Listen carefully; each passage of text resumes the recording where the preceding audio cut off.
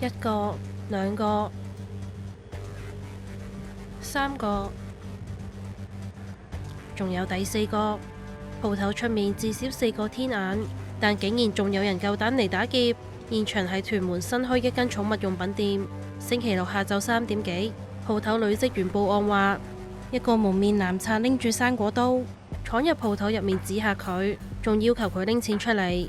於是佢喺驚嘅情況之下，將2400現金俾咗賊人。賊人得手之後走咗。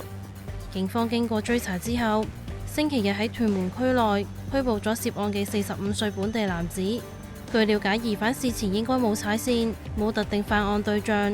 佢犯案嗰陣以衣物遮掩容貌特徵，以為可以逃避法網。佢得手之後，隨即登上的士逃走。